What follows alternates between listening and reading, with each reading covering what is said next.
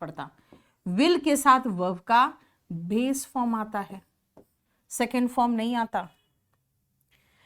फ्यूजीज invention of super computer will be enable, बेटा enable खुद ही एक वर्ब है, यानी समर्थ बनाना, एनेबल खुद ही वर्ब है, लेकिन यहां फिर से एक बी लगा दिया है, दैट इज स्ट्रॉन्ग। ठीक है,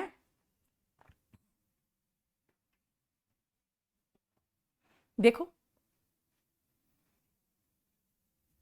सुपर कंप्यूटर विल एनेबल है ना, इज शी गोइंग होगा ना, या तो अगर गो लगाना ही चाहते हो तो विल शी गो लगा दो। क्या शाम को वो अपने पेरेंट्स से मिलने जाएगी? देखो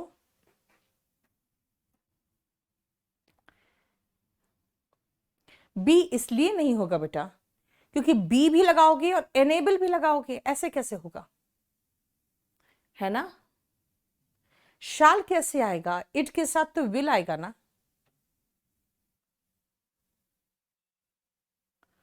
कृष्णा शाल का स्पेलिंग तो सही लिखो।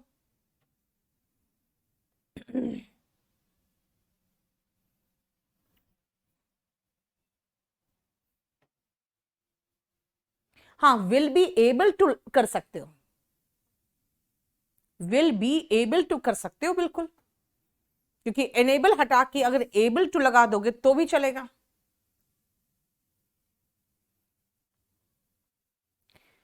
देखो फ्यूजीज इन्वेंशन क्या चीज का, सुपर कंप्यूटर का, ये ये जापान को एनेबल करेगा, यानी ये उसको समर्थ बनाएगा अमेरिका से आगे बढ़ने में, कंप्यूटर टेक्नोलॉजी में अमेरिका से आगे बढ़ने में। ठीक है,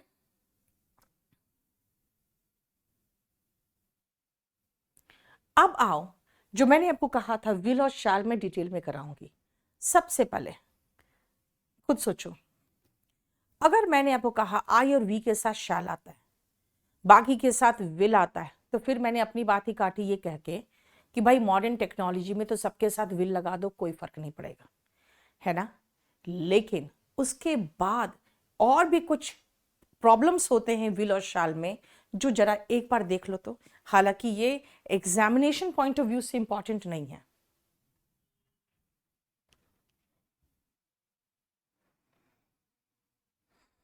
मैं हर चैप्टर खत्म कराने के बाद अंकित ढेर सारा आपको क्वेश्चन दे दूंगी, ठीक है, उसका टेंशन मत लो आप।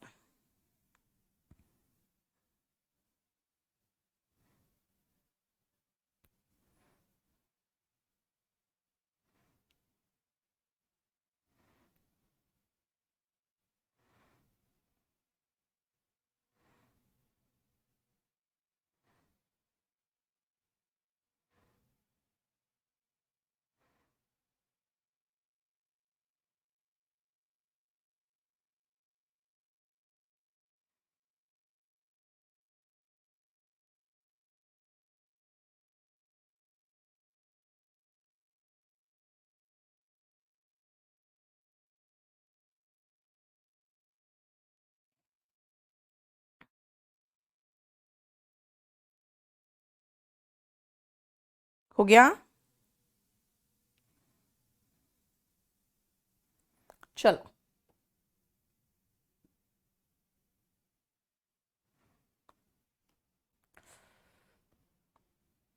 सुनो, आई और वी के साथ शाल आता है, लेकिन आई और वी के साथ विल भी आ सकता है। बाकी सब्जेक्ट के साथ विल आता है, लेकिन बाकी सब्जेक्ट के साथ शैल भी आ सकता है।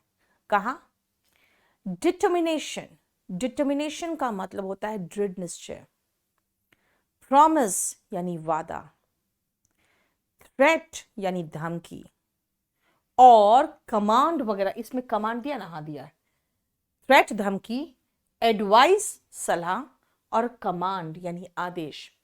एक तो डीपीटी, डीपीटी याद रखना, ए और सी याद रखना, DPT A C, D for determination, P for promise, T for threat, A for advice and C for command. अगर ये 5 है तो इनमें आपको उल्टा करना पड़ेगा। आई और वी के साथ विल, बाकी के साथ शैल। जैसे determination, I will help you, I will go there, कुछ भी हो जाए, नो मैटर व्हाट हैपेंस। ठीक है। Promise, I will help you come what मे, चाहे कुछ भी हो जाए मैं तुम्हारी सहायता करूंगी। थ्रेट, धमकी। एडवाइस, सलाह। कमांड, आदेश। जैसे you shall leave the room right now, you shall take rest now, I will kill you. देखो, यू बोल रही हूं तो शैल निकल रहा है, आई बोल रही हूं तो विल निकल रहा है, उल्टा हो रहा है ना। बेटा तुम बार बार लिखे जा रही हो, हैड टेलीग्राफ्ट कर देते हैं, हैज टेलीग्राफ्ट कर देते हैं। भाई हैज टेलीग्राफ्ट करके आप सेंटेंस का टेंस चेंज करके आप तो मीनिंग ही बर्बाद कर दे रहे हो। करेक्शन करने का मतलब ये थोड़ी होता है कि उसका मीनिंग ही चेंज कर दे। अननेसेसरी बात क्या है ना, आप लोग बहुत ज्यादा दिमाग मत लगाओ, ऐसे भी आपको बहुत दिमाग लगाने की जरूरत नहीं पड़ती। ठीक है। अब जैसे शाम को, रात को मैं पढ़ा रही थी इन्फिनेटिव और जेरेंड, ऐसे ही वो चैप्टर एकदम बकवास चैप्टर है, जो प्रॉब्लमेटिक चैप्टर है, जो क्वेश्चंस बहुत आते हैं बच्चों के। उसको जब पढ़ाना शुरू किया, मैम इसके एक्सेप्शंस क्या होंगे, मैंने कहा औकात इतनी भी नहीं है तुम लोग कि ये पढ़ के समझ सको, तो इसके एक्सेप्शंस कहाँ पूछ रहे हो। इसमें एक भी एक्सेप्शन नहीं पूछोगे, क्योंकि मैं जिस लेवल तक ले गई हूं उस लेवल तक अभी तक एसएससी का कोई बुक जिसने भी औकात है ना बुक लिखने की, वो नहीं लिखा है। अगर इंग्लिश का कोई बुक लिखता भी है ना आपका कोई भी ऑनलाइन या ऑफलाइन का टीचर, तो उसके टेबल पे नीतू सिंह की किताब नहीं मिले ना तुम्हें, तो मेरा नाम चेंज कर देना और मैं पढ़ाना बंद कर दूंगी। ठीक है। इतना मैं गर्स रखती हूँ कि इस फील्ड में कोई टीचर अगर पढ़ाने आ रहा है तो मेरा वॉल्यूम 1 तो जरूर पढ़ा है। अब बेटा जब मैं करा रही हूँ आपको जितना, इतना ही तुम लोग कर लोगे ना, इससे भी कम करोगे तो आप लोग फुल मार्क्स ले आओगे। अब इसके एक्सेप्शंस क्या होंगे, क्या ऐसे भी हो सकता है, नहीं हो सकता, और हो सकता है तो अपना बैठ के करते रहो। मैं पागल थोड़ी बैठी हूं तुमको हर टेंस में हम टेलीग्राफ को बना के दिखाएं, ऐसे थोड़ी होता है। अननेसेसरी क्वेश्चन, और वो भी क्वेश्चन पे क्वेश्चन किए जा रहे हो, किसी और का क्वेश्चन आने नहीं दे रहे हो।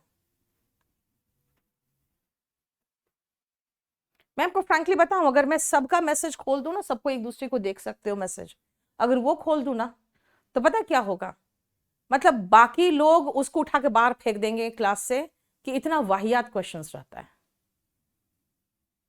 अब एक लिख रहा है विल बी टेलीग्राफ्ट होगा, विल बी टेलीग्राफ्ट कहां से होगा, और क्वेश्चन वहीं अटका हुआ है। क्यों? क्योंकि उसको आगे नहीं बढ़ना है, और फिर बाद में कहेगा आपने जो पढ़ाया हमको समझ में नहीं आया। भाई आगे बढ़ो ना।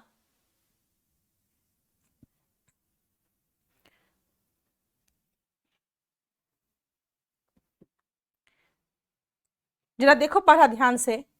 ट्रेसपासर्स, ट्रेसपासर्स का मतलब होता है जो बिना परमिशन के अंदर आ जाए, one who enters without permission, one who enters without permission is trespasser। ट्रेसपासर को प्रोसिक्यूट किया जाएगा, प्रोसिक्यूट का मतलब होता है पनिश किया जाएगा, उसके खिलाफ कानूनी कार्रवाई की जाएगी, जो बिना परमिशन अंदर आ जाएगा उसको। अब बताओ यहां पे धमकी है, थ्रेट है, बेटा आई और वी नहीं है, थर्ड पर्सन है, थर्ड पर्सन के साथ आप शैल लगाते हो। लेकिन कुछ अब जैसे एक ने कहा नहीं मैम हमने तो बोर्ड में देखा है ट्रेसपासर्स विल बी प्रोसिक्यूटेड। बेटा न्यूज़पेपर हो, बोर्ड्स हो, सब जगह आपको हर तरह की इंग्लिश दिखेगी, क्योंकि मैंने क्या कहा था, एक होता है स्पोकन इंग्लिश, एक होता है ट्रेडिशनल इंग्लिश। मैं आपको ट्रेडिशनल इंग्लिश पढ़ा रही हूं। आई will help you come what में, बेटा ये एक फ्रेज है जिसको आप मतलब रूल के अकॉर्डिंग नहीं चल सकते हो। रूल कहता है सब्जेक्ट के बाद हेल्पिंग वर्ब आता है, सब्जेक्ट के बाद हेल्पिंग वर्ब आता है, ये यहां पे सब्जेक्ट है, इसके बाद हेल्पिंग वर्ब आएगा, फिर मेन वर्ब आएगा। लेकिन देखो ये कैसा अजीब सा है, बीच में सब्जेक्ट है, उधर हेल्पिंग वर्ब है, इधर मेन वर्ब है। ये एक फ्रेज है जिसका मतलब है चाहे कुछ भी हो जाए, चाहे कुछ भी हो जाए। अगर ऐसा है तो इसका मतलब है कि ये डिटर्मिनेशन है, कुछ भी हो जाए मैं तुम्हारी सहायता करूंगी। देखो आई के साथ विल आया, बिल्कुल सही है। आपको एडवाइस दिया जा रहा है कि आप एक सप्ताह रेस्ट करो। देखो यू के साथ शैल लगा दिया और आपको प्रॉमिस कर रहे हैं कि तुम्हें इनाम मिलेगा। यू के साथ शैल लगा दिया। देखो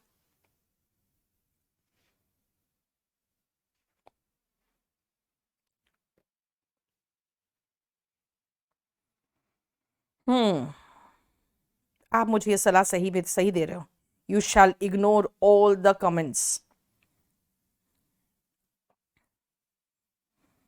इसकी भी प्रॉब्लम है जानते हो। अगर मैं कमेंट्स इग्नोर कर दूं ना तो पता क्या बोलेंगे बच्चे, ये लाइव क्लास नहीं रिकॉर्डेड क्लास है। अरे एक से एक पागल स्टूडेंट बैठा हुआ है यहाँ पे, तुम्हें क्या पता। ऐसे ऐसे पागल बैठे हुए हैं ना, कुछ नहीं कर सकते हो। चलो हो गया।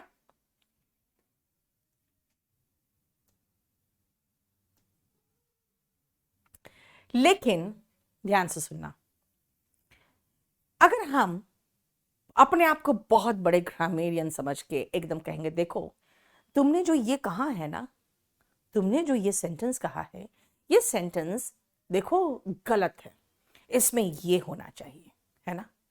अब तिलक ने कहा Swaraj is my birth right and I shall have it. मैं कहूंगी देखो बेटा, तुमने जो कहा है ना तुम गलत बोल रहे हो, क्योंकि तुम डिटर्मिनेशन वाले सेंटेंस बोल रहे हो और डिटर्मिनेशन में आई के साथ तो विल आता है ना। तुम विल लगाओ, वो कहेगा तू कौन। तुम्हारे में इतनी औकात है कि तुम्हारे कोटेशन फेमस हो जाए तो तुम अपने आप कर लो, है ना, तुम ही बना लो। यानी कि याद रखना, जो लिटरेरी फ्रीडम होता है ना, ये इसको कहते हैं पोएटिक फ्रीडम या लिटरेरी फ्रीडम, है ना। ये फ्रीडम उनको मिलता है जो कुछ नया बनाता है और उसके बाद वो सालों साल फेमस हो जाता है। हम उनमें कोई चेंज नहीं कर सकते क्योंकि बहुत फेमस सेंटेंसेस है। एक गाना है we shall overcome one day, ये एक गाना है जिस पर हिंदी में भी बना है, हम होंगे कामयाब एक दिन, है ना भाई, बहुत फेमस है। आप कहोगे मैम ये तो डिटर्मिनेशन है, देखो डिटर्मिनेशन में तो आई वी के साथ विल आता है।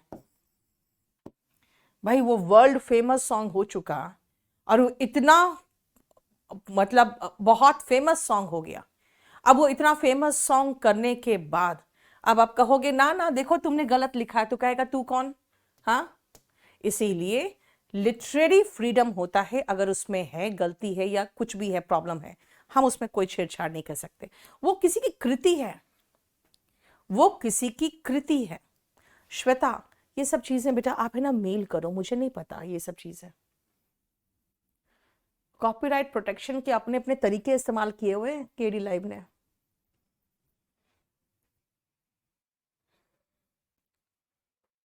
ठीक है,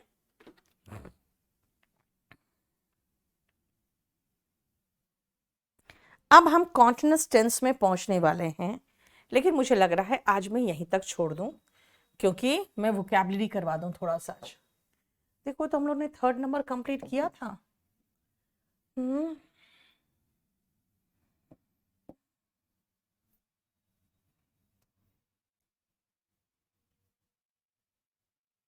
नहीं किया था।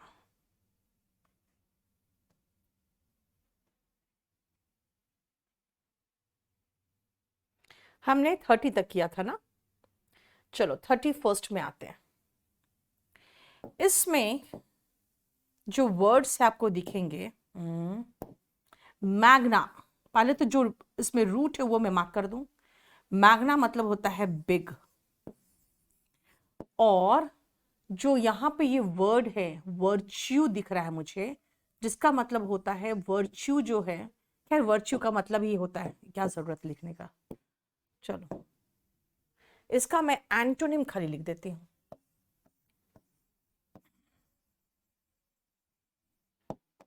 और मैग्नानिमस का सिनोनिम लिख देती हूं मैं।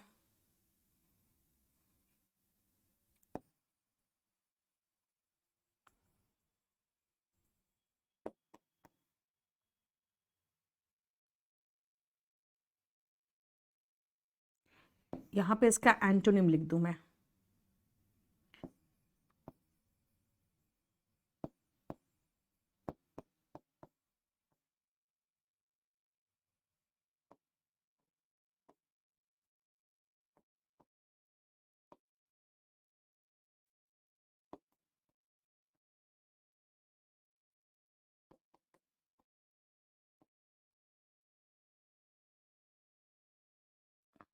देखो एंटोनिम का साइन जहां पर भी होगा ना, वहां पे क्रॉस का होगा साइन।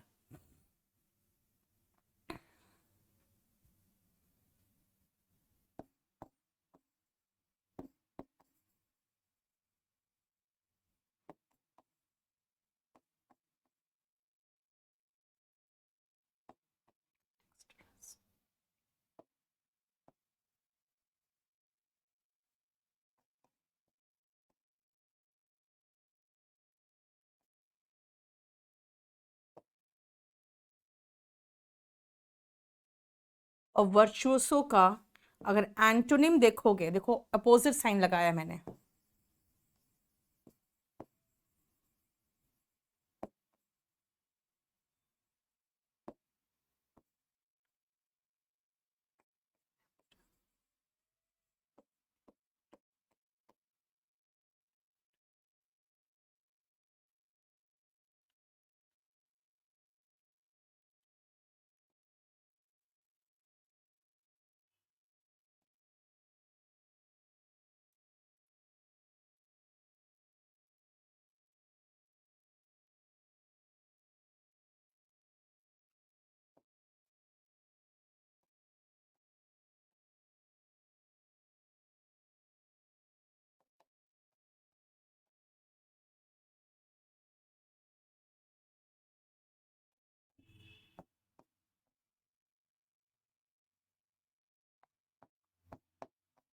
चलो अब मैं आपको एक एक करके समझाऊंगी पहले।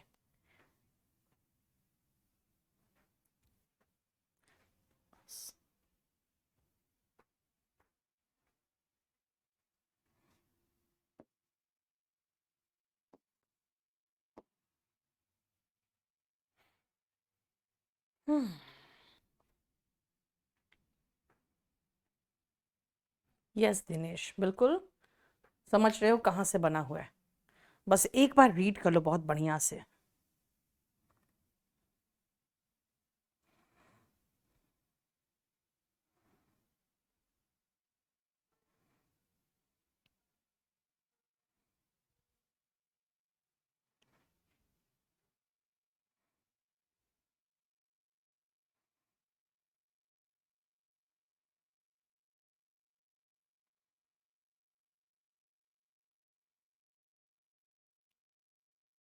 हो गया? चलो, वर्चुअस बना है वर्च्यू से।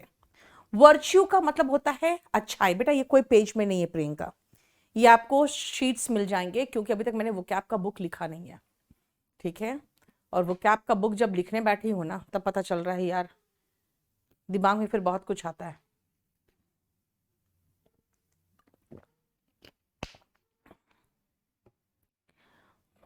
राहुल, कितना टाइप करके लोगे बेटा? सोनाली, टाइम लगता है बेटा कोई बुक बनने में, इतना जल्दी नहीं बन पाता है। और जानते हो, लॉकडाउन खुल गया था ना, तो मेरे 12-12 घंटे क्लास चल रहे थे, इसलिए नहीं बना पाई मैं। चलो अब सुनो, वर्च्यू से बना है वर्चुअस। वर्च्यू मतलब अच्छाई, तो अच्छाई से भरा हुआ आदमी वर्चुअस कहलाता है, जिनको हम ऑल्ट्रुइस्ट भी कहते हैं, जिनको हम गुड सेमेरिटन भी कहते हैं, है ना, और फिलैंथ्रोप भी कहते हैं।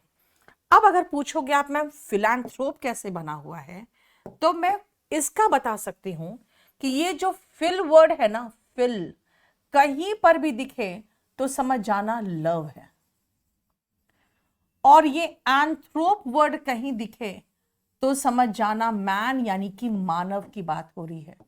यानी जो मानव से, मानवता से प्यार करता है वो फिलैंथ्रोप कहलाता है, ठीक है। अब आओ, उसका एंटोनिम क्या हुआ? उसका एंटोनिम विशियस हुआ। ऐसे याद रखो ना, vicious, vicious malicious, vicious malicious, vicious malicious, ठीक है। देखो ICIOUS तो दोनों में सेम है ना। और ये जो मैल वर्ड है ना, जहां पर भी ये मैल वर्ड दिखे आपको, समझ जाना गंदा की बात हो रही है, बैड, गंदा, ठीक है।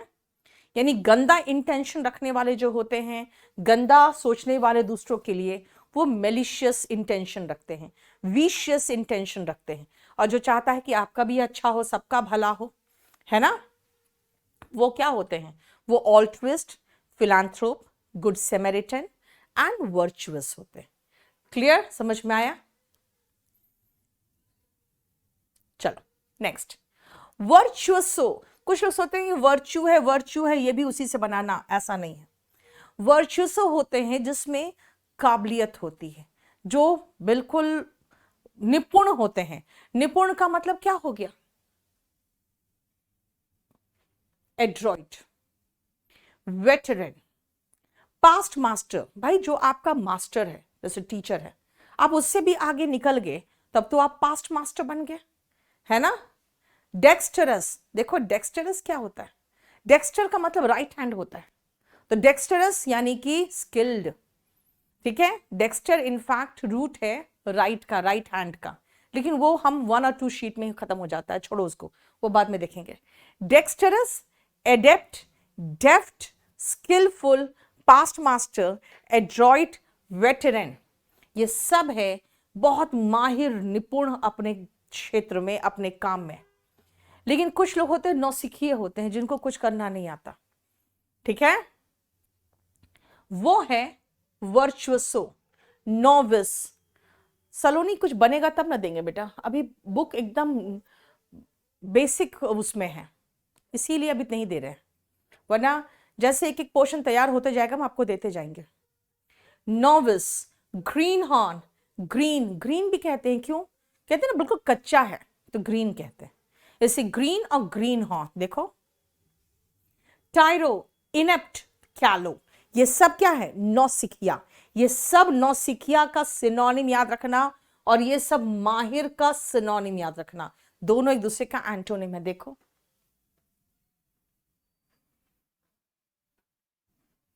ठीक है, क्लियर। अब आओ मैग्नानिमस।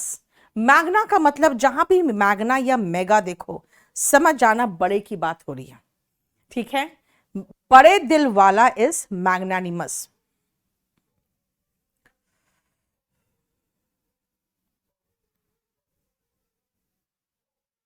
अच्छा, क्रेवन की बात कर रहे हो बेटा? क्रेवन तो इसका मतलब यही होता है, क्रेवन का मतलब हो गया टिमिड, बिल्कुल सही है। क्रेवन अगर चाहो तो सिनोनिम में लिख दो, डरपोक के सिनोनिम में क्रेवन चाहो तो लिख सकते हो,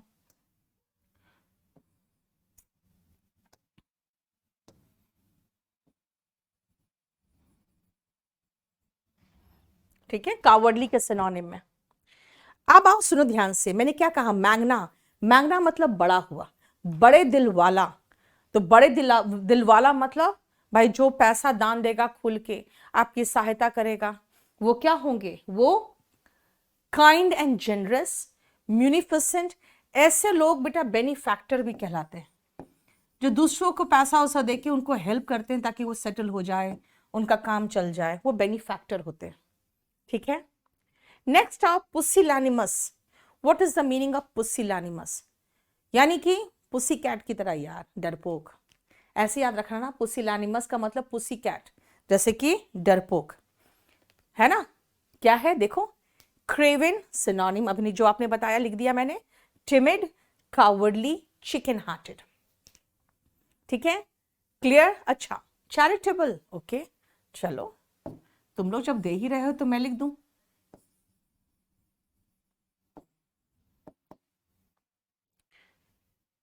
क्या चिकन हार्टेड का मतलब क्या हुआ?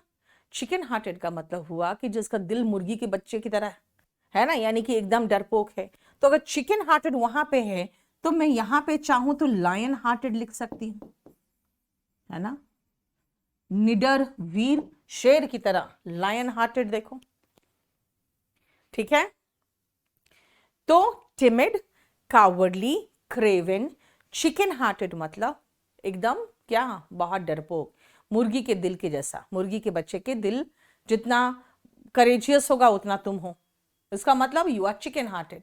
और अगर कहोगे नहीं मैं तो बिल्कुल वीर हूं, तो क्या कहोगे? I am lion hearted, valiant, gallant, intrepid, fearless, dauntless. Dauntless लिखा है? नहीं, डॉन्टलेस,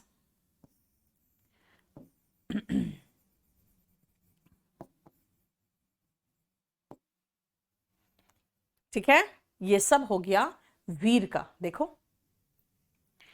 अब आओ, अगर मैं ये कहूं इनडिफरेंट हो तुम, मतलब अगर कोई आपको हेल्प करने के लिए बोल रहा है कि प्लीज हमको कुछ खाने को दे दो, आप डिफरेंट डायरेक्शन में देखने लगते हो, मतलब नहीं रखने वाला रवैया, आपको इंटरेस्ट ही नहीं है, मतलब नहीं है आपको, यार क्या बाढ़ में जाओ तुम, इसका मतलब है आप अनकंसर्न्ड हो, एपैथेटिक हो। एपैथेटिक ऐसे लोग होते हैं जो मतलब नहीं रखते हो, है ना। दुनिया में बहुत गम है, मैं क्या करूं, ऐसे लोग अनकंसर्न्ड, नॉट इंटरेस्टेड, एपैथेटिक, ऐसे लोगों को कहते हैं इनडिफरेंट। जैसे ऐसे याद रखो कि अगर कोई मुझसे हेल्प मांग रहा है और मैं इन डिफरेंट डायरेक्शन देखने लगूं, तो मैं क्या हूं, इनडिफरेंट हूं, है ना। ट्रांसलेशन के लिए पूछा, अगर बुक चाहिए तो आप स्पोकन इंग्लिश वाला बुक ले लेना, ठीक है। स्पोकन इंग्लिश का बुक में बहुत अच्छे ट्रांसलेशन है। बेटा बेनिफैक्ट्रेस, बेनिफैक्ट्रेस का मतलब होता है जैसे बेनिफैक्टर है ना, मर्दों के लिए यूज होता है, बेनिफैक्ट्रेस होते हैं महिलाओं के लिए यूज, ठीक है। बताओ कोई प्रॉब्लम यहां तक।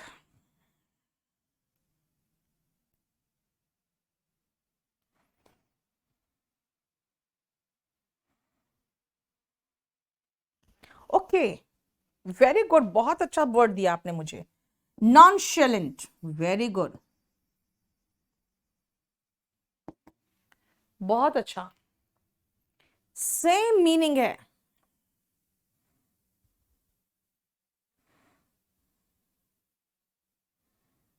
नॉनशेलेंट का मतलब होता है वही सेम, उदासीन, किसी चीज को लेके इंटरेस्ट नहीं है बहुत ज्यादा। हाँ, वीर बहादुर, बिल्कुल। नॉनशेलेंट, अनकंसर्न्ड, एपैथेटिक, नॉट इंटरेस्टेड। अब आए नेक्स्ट इडियम्स एंड फ्रेजेस में बेटा, बरी द हैचेट से शुरुआत करें, सुनो ध्यान से। बरी द हैचेट का मतलब, पहले तो हम देखें हैचेट का मीनिंग क्या होता है और बरी का मीनिंग क्या होता है। इसमें बरी का मतलब होता है गाड़ना, और हैचेट का मतलब होता है कुल्हाड़ी, जो छोटी वाली कुल्हाड़ी होती है ना, उसको हैचेट कहते हैं। लेकिन इडियम्स एंड फ्रेजेस में एक एक वर्ड में नहीं जाते, इसका इंटरनल कुछ और मीनिंग होता है। सुनो, इसका मतलब होता है शांति बहाल करना। मान लो आपके पास, अब गांव में देखोगे लोग कुल्हाड़ी, छोटी कुल्हाड़ी लेके सोते हैं कि कोई आएगा तो बस उससे काट देंगे, है ना। तो जब दो के बीच में ऐसे लड़ाई झगड़े रहते हैं, दो परिवार या दो के बीच में, तो वो ऐसे हथियार लेके सोते हैं। तो जब उनमें शांति बहाल हो जाता तो कहते हैं अपने अपने हथियार लाओ, यहाँ पे गाड़ो और दोनों एक दूसरे से गले मिलो। तो वो क्या है, उसका मतलब है कि आप दोनों के बीच में जो शांति बहाल की जा रही है, यानी दोनों के बीच में जितने भी प्रॉब्लम्स है, जितने भी दुश्मनी है, उसको भुला के गले मिलाया जा रहा है। That means you need to bury the hatchet now. इसका मतलब है कि दुश्मनी भुला के गले मिलना, end a quarrel, make peace, ठीक है। नेक्स्ट आओ, जरा एक बार रीड कर लो फिर मैं समझाऊंगी। डिफरेंट का एंटोनिम बेटा कंसर्न होगा, अनकंसर्न लिख ही दिया था मैंने, है ना। सेंसिटिव कर सकते हो इसका एंटोनिम, इनका एंटोनिम कंसर्न तो था ही, सेंसिटिव,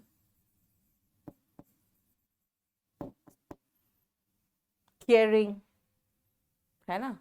अनकंसर्न लिखा था मैंने, वो कंसर्न हो जाएगा। पहले इसको रीड करो,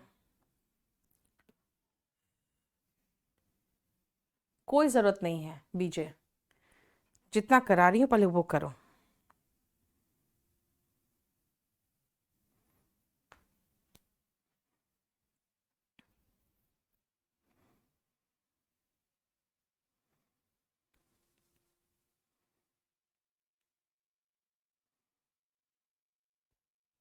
ठीक है,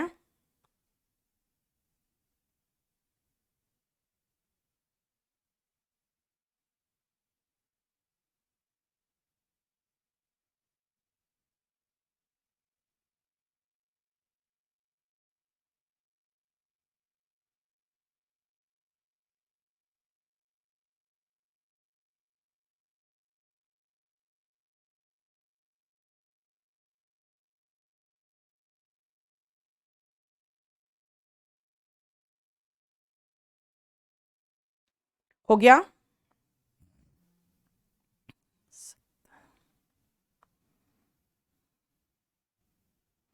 चलो देखो ध्यान से।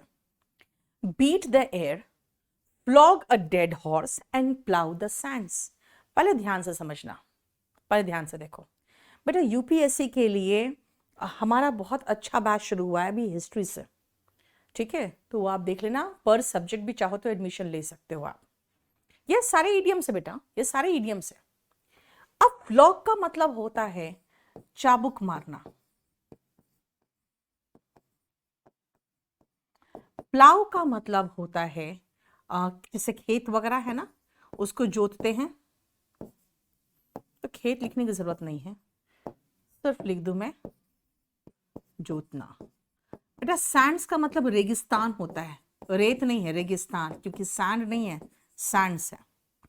अब देखो, अब हवा में हाथ मारते रहो, बीट करते रहो हवा को, क्या होगा? हाथ ही दर्द करेगा, है ना? कुछ फायदा तो है नहीं। मरे हुए घोड़े को चाबुक मारते रहो, कुछ नहीं होने वाला। सैंड्स यानी रेगिस्तान को आप जोतते रहो। देखो थोड़ा सा इग्नोर करो मैसेज को, तो नीरज लिख रहा है क्या लाइव है या नहीं मैम? अब बताओ। हाँ सुनो, रेगिस्तान को में आप चाहे जितना भी हल जोतो, वहां पे अनाज नहीं उपजा सकते हो। इसका मतलब है कि आप कुछ ऐसे काम होते हैं जिसमें चाहे जितना मेहनत करते रहो कोई फल नहीं मिलने वाला। राइट? दिस मीन्स निष्फल कोशिश करना, to make futile attempts. Futile का मतलब ही निष्फल होता है। अपने एफर्ट्स को वेस्ट कर रहे हो और उससे कुछ भी नहीं मिलने वाला। ये तीनों सेम है। देखो नेक्स्ट आओ, build castle in the air. Castle का मतलब होता है किला, महल। हवाई महल बनाना वो तो हिंदी में ही है, हवाई किले बनाना। मतलब इसका मतलब है कि आप हवाई किले बना रहे हो, यानी कि हवा में किला नहीं बनता, आप डे ड्रीम कर रहे हो, ठीक है ना? To make unrealistic plans. देखो हवाई किले बनाना। एक और वर्ड आता है इसका, एक मिनट रुकना।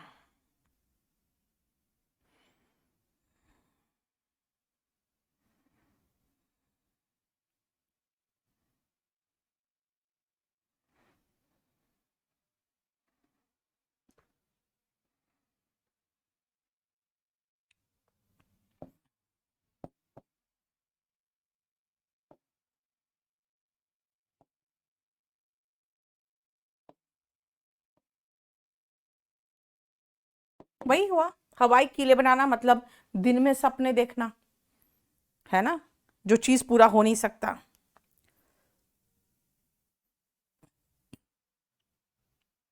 क्लियर? बताओ कोई प्रॉब्लम?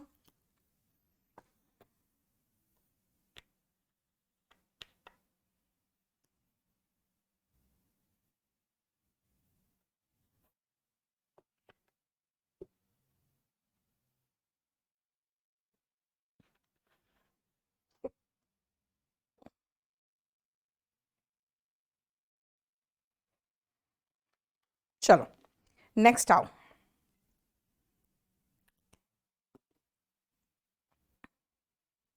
ब्रिंग टू बुक, इसका मतलब क्या है? देखते हो जब आप कभी ट्रैफिक का नियम तोड़ते हो, अब बोलता है चलो इधर आओ, और वो अपना किताब निकालता है और सीधा ये फाइन भरो।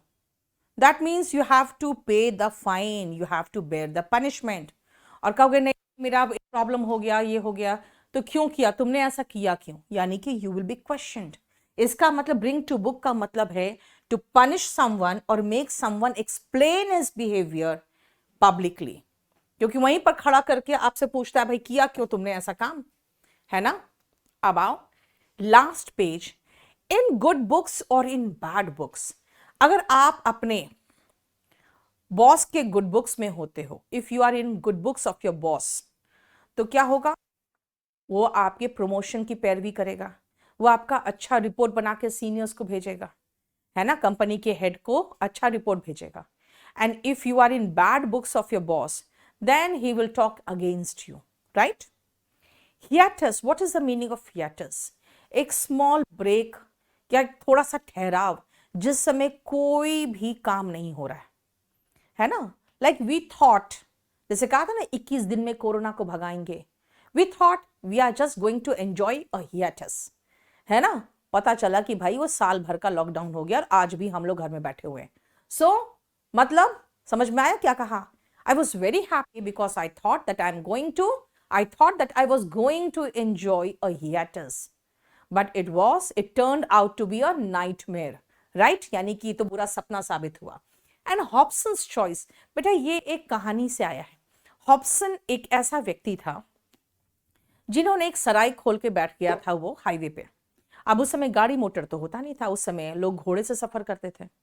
तो उसने ऐसा इंतजाम किया था कि वो कहा कि भाई देखो मेरा सराय का ये रेट है. अब सब जब दूर से थे अरे इतना कम रेट, लोग वहां जाकर ठहर जाते थे. तो उसका ये कहना था कि भाई देखो सराय का बहुत कम है रेट, लेकिन आपका जो घोड़ा लेके आए हो ना इसकी सेवा पूरी यहीं होगी, आप बाहर से कुछ खरीद नहीं सकते हो. लोग कहते थे यार ठीक है ना यार, क्या फर्क पड़ता है ना, अब घोड़े के लिए मैं इतना अच्छा ऑफर छोड़ूं, बाकी जगह पे इतना ज़्यादा रेट है. लेकिन जब वो बिल बनाता था तो बिल एक बहुत हाई रहता था. क्यों? क्योंकि घोड़े का ही चार्ज खाने का वो बहुत ज़्यादा ले लेता था. ठीक है, उसका चारा का ही बहुत ज़्यादा ले लेता था. इसका मतलब कि लोगों के पास फिर कोई चॉइस ही नहीं होती थी, उनको वो पेमेंट करना पड़ जाता था, है ना. हॉब्सन्स चॉइस, इसका मतलब नो चॉइस एट ऑल. लग तो रहा है कि मेरे पास चॉइस है, लेकिन रियलिटी में कोई चॉइस नहीं होता, उनको पेमेंट करना पड़ता था. रामप्रीत, अगर आप हिंदी से इंग्लिश मीडियम जाना चाहते हो तो आप कंपल्सरी इंग्लिश तो लेके एक बार पढ़ लो. बुक्ड का मतलब दिनेश होता है उसमें आपको, बस 2 मिनट, आपको उसमें आपका नाम दर्ज होना. ठीक है, चलो हमारा ये खत्म हो गया, ये आपको आज लोड कर देंगे. Thank you so much. भाग जाओ जल्दी से.